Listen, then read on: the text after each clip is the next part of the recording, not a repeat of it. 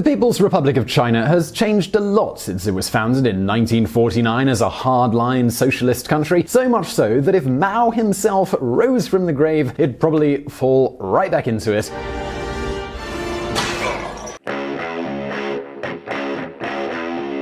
In the 1970s, China was a country of very, very poor farmers, and well, now it's a world superpower and economic powerhouse. No country in history has grown so fast or has gotten so many people out of poverty as China has done in the last 40 years. Throughout this time, this country has grown at an average rate of almost 10% per year, and most importantly, almost 800 million people, more than the entire population of Latin America, Spain, and Portugal, have escaped poverty.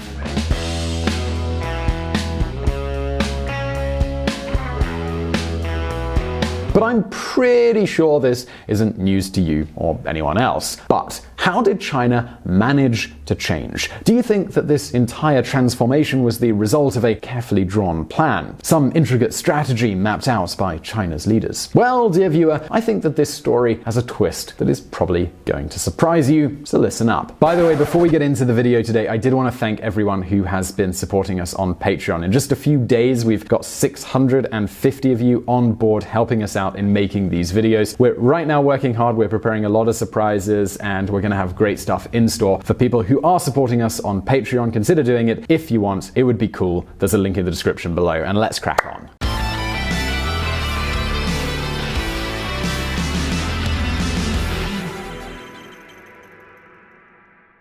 On October 1st, 1949, Mao Zedong proclaimed the existence of the People's Republic of China. He did this from Tiananmen Square in Beijing, and he did so with a very clear slogan, and that was, "China has stood up."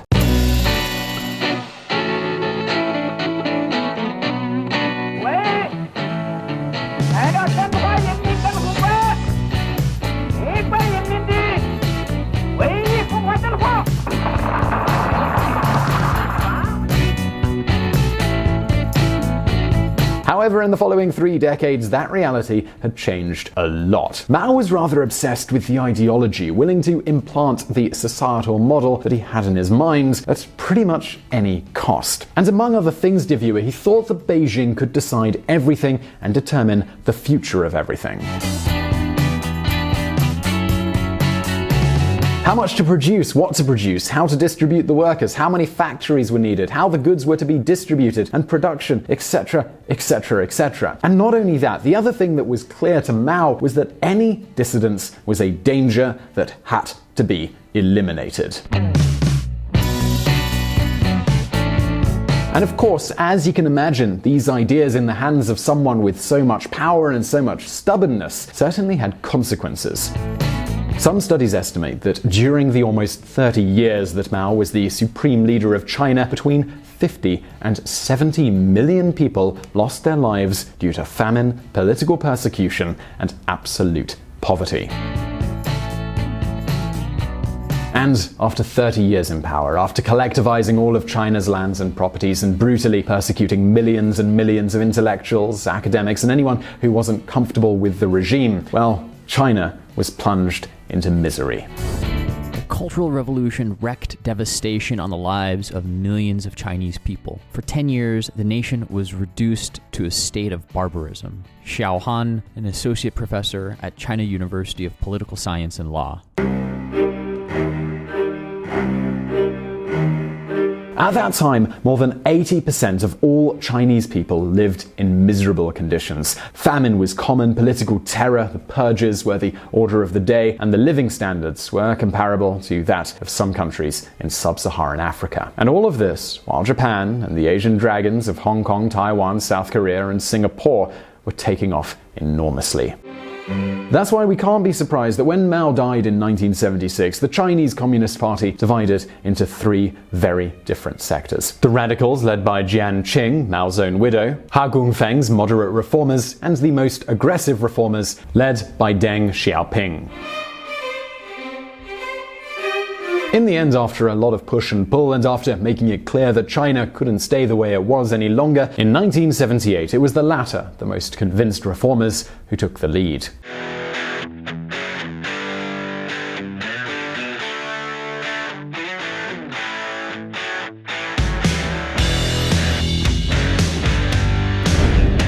black cat and the white cat.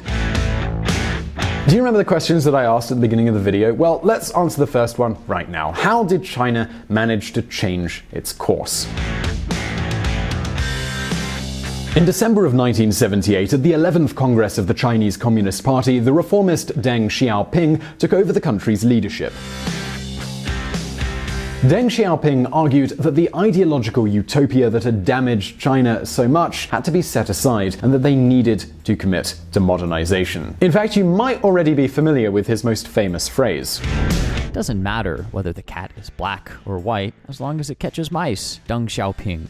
And, viewer, that's precisely what he did for the following 10 years, because if we have to say something, it's that the reforms weren't exactly very quick. But you might now be wondering, well, okay, Simon, but what exactly were their priorities? Well, from an economic perspective, we can classify the reforms into three big blocks: agriculture, industry, and trade. And, well, it all began in the fields. We've already mentioned that at the time, China was fundamentally a country of peasants.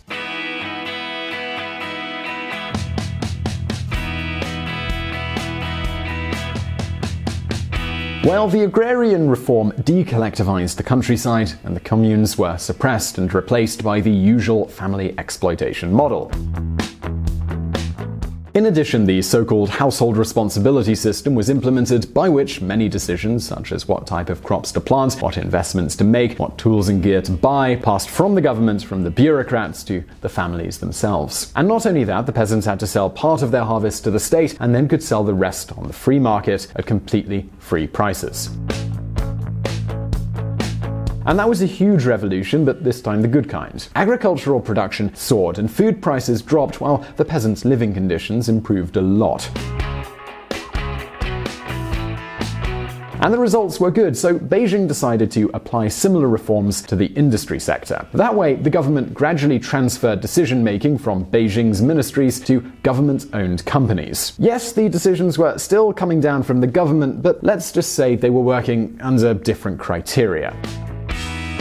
That way, little by little, throughout the 1980s, government-owned company managers were able to make decisions such as sharing benefits among workers, paying productivity bonuses, granting the freedom to hire and fire employees, deciding which suppliers to work with, setting free prices, and the list goes on.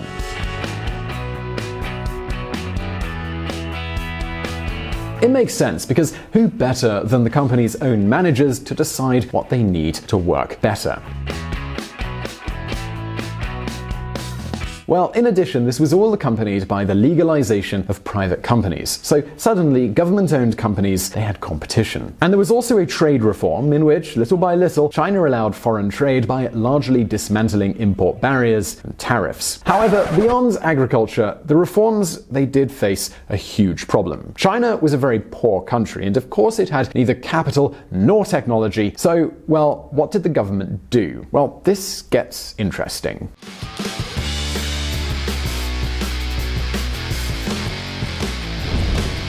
Special economic zones. At the beginning of the 1980s, China was a very poor country. It was closed to the world and it lacked both money and technology. But what it did have was a large workforce willing to work in better conditions than the ones they had in the countryside.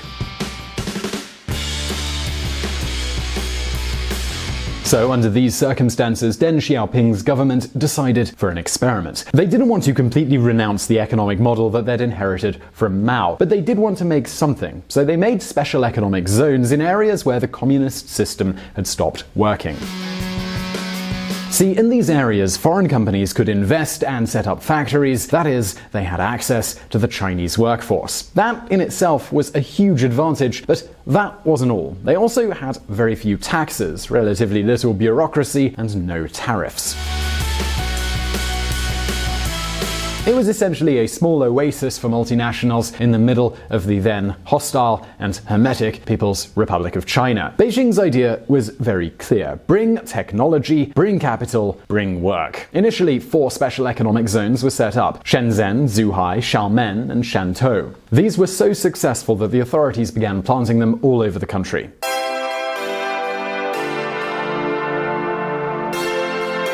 There's the case, for example, of Shenzhen. When this special economic zone was created, the area was nothing more than a poor fishing village with just over 30,000 people. Today, it has 12 million inhabitants, its GDP will soon surpass that of Hong Kong itself, and it's one of the world capitals of technology, and it's all happened in just a few decades. Do you know the companies Huawei, DJI, or Tencent? Well, they're from this city. These economic zones' success was so great that we can state that they were the precursors of China's opening.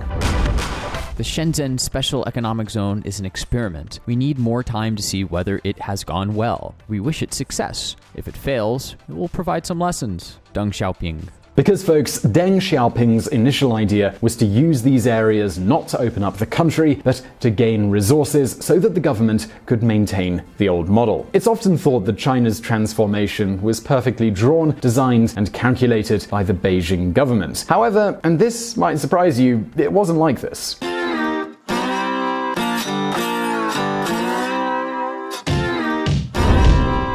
The Marginalist Revolution. We think that the Chinese reforms were planned by the Beijing government, but were they really? Well, you see, after Mao's death, China was a wreck. The last crusade of the so-called Great Helmsman, the Cultural Revolution, had left the country in tatters.